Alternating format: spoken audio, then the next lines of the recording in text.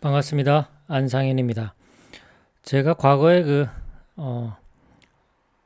재능 발견 프로젝트 또는 재능 발견 노하우, 재능 발견 특강 이런 식으로 그 진로 관련해서 고민하는 분들을 대상으로 재능과 관련된 강의, 워크샵 이런 것들을 오랫동안 지속한 적이 있는데요.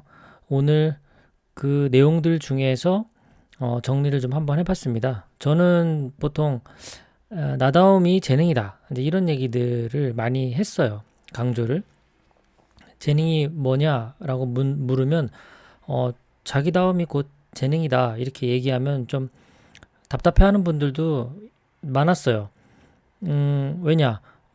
자기다움이나 나다움은 되게 추상적이고 또 나다움을 모르니까 자기가 자기다움을 알았다면 그런 사람들이 자신의 그 진로를 찾아서 왔겠습니까?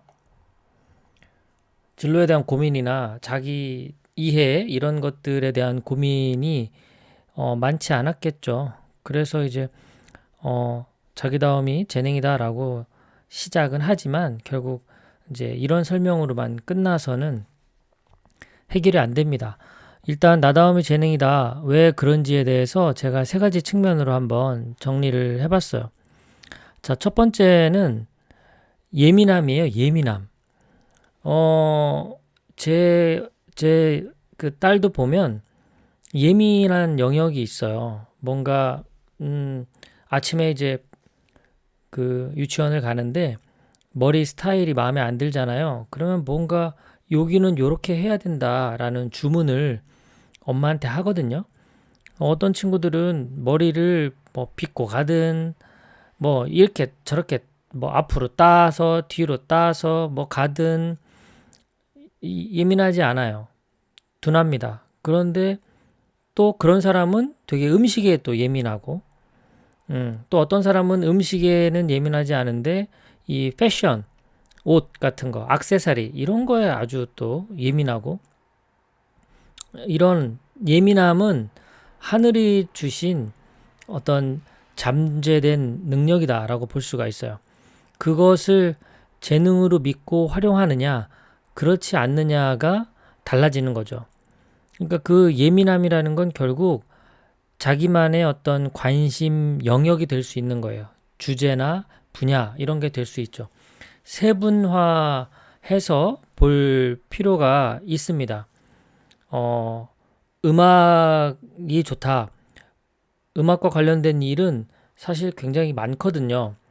노래를 부를 수도 있고, 가사를 쓰는 작사를 할 수도 있고, 곡을 만드는 작곡가도 할 수가 있고, 또 다른 사람들 노래를 듣고 평가하는 비평가, 평론가도 될 수가 있어요. 그러니까 악기를 만들 수도 있고요. 가르칠 수도 있고요. 그러니까 음악이라는 분야 자체가 굉장히 넓은 분야니까요. 그 중에서도 어떤 식으로 할지는 결국 자기다움, 나다움을 기반으로 찾아야 되는 게 맞는 거죠. 그러니까 첫 번째 예민함이 제가 생각하는 그 재능의 중요한 요소입니다. 그런데 이 예민함을 가지고 어떤 그 전문가의 수준, 어떤 그 성과를 만들어내는 단계까지 가는 동안에 다른 사람들이 좀 피곤할 수가 있어요. 그 예민함을 갖고 있다라는 건 주변 사람들을 피곤하게 만들거든요. 이런 것들은 좀 이해를 해야 됩니다. 서로가.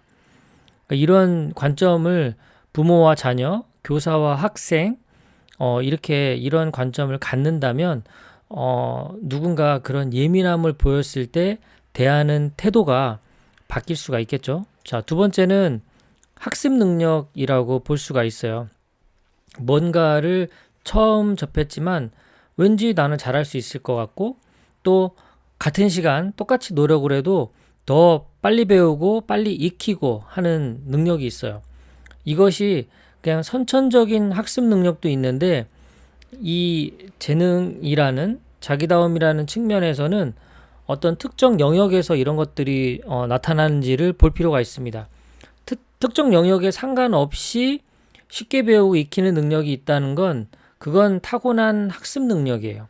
그래서 그 학습 능력을 활용해서 진로를 결정해도 그 자기만의 그 직업 이런 것들을 발견할 수도 있고 만들 수도 있습니다. 남들은 되게 어렵게 생각하는데 자기는 왠지 처음 딱 봤는데도 왠지 나는 이렇게 하면 잘할 수 있을 것 같은데? 할 수 있을 것 같은데? 이런 생각이 드는 주제나 분야가 있다면 그 안에도 나의 어떤 잠재된 재능이 숨겨져 있는 겁니다. 자, 첫 번째가 뭐였죠? 예민함. 두 번째가요? 학습 능력. 자, 마지막 세 번째는 뭘까요? 저는 이제 지속성이라고 적어봤는데요. 뭔가 하루 종일 책을 읽어도 지루하지가 않고, 하루 종일 걸어도 지루하지가 않고, 뭔가 하루 종일 만들기를 해도 지루하지가 않다. 그렇다면 여기에 또 엄청난 재능이 숨겨져 있는 거죠. 또 그런 게 아니어도 짧은 시간이지만 시간 가는 줄 모르게 무언가 집중하고 있을 때 요런 영역들 몰입의 상태를 경험했다면 이것 또한 아주 중요한 재능의 한 요소가 될 수 있습니다. 이렇게 시간을 이런 건 좀 단기 과정이라고 볼 수가 있는데 10년, 20년, 30년 했다면 이것도 매우 중요한 재능이에요. 개인 어떤 제가 상담이나 코칭을 할 때 어떤 일을 저는 10년 이상 했다라고 하면 전 이분한테 반드시 재능이 있다라고 생각을 하고 말씀을 드리거든요. 한 가지 일을 10년을 했다라는 건 엄청난 재능인데 그분들은 잘 모르더라고요.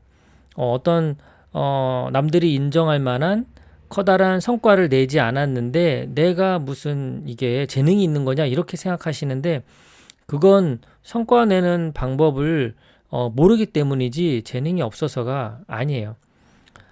자, 세 가지 측면에서 이렇게 봤는데요. 결론적으로 그러면 무엇이냐? 나다움이 왜 재능이 될 수 있느냐?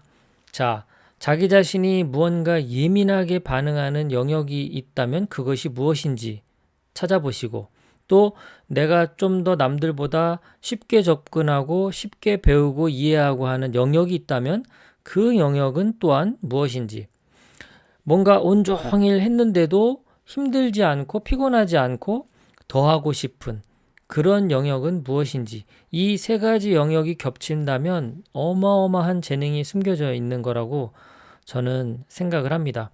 물론 이 세 가지 측면이 다는 아니죠. 그 재능이라는 것, 이거를 재능을 어떤 식으로 개념을 잡고 설명하느냐에 따라서 이 정리되는 내용은 정말 천차만별일 수가 있습니다. 오늘 제가 몇 년간 강의와 또 개인 상담과 워크샵 등을 통해서 나다움이 재능이다라는 그런 메시지를 전달하고 있는데 세 가지 측면으로 그 이유에 대해서 한번 정리를 해봤습니다. 다시 한번 상기해 볼까요? 자, 첫 번째가 뭐였죠? 예민함. 내가 어떤 분야에 예민한지. 두 번째는요? 뭐, 용이함이라고 해도 좋고, 학습 능력이라고 해도 좋고요. 쉽게 내가 이해하고 배우는 그런 것. 세 번째가요? 오랫동안 지속하고 있는 것. 그런 것들을 좀 살펴보시면 자기 재능 발견에 도움이 되지 않을까 싶습니다. 남은 하루도 즐거운 시간 되시길 바랍니다. 고맙습니다.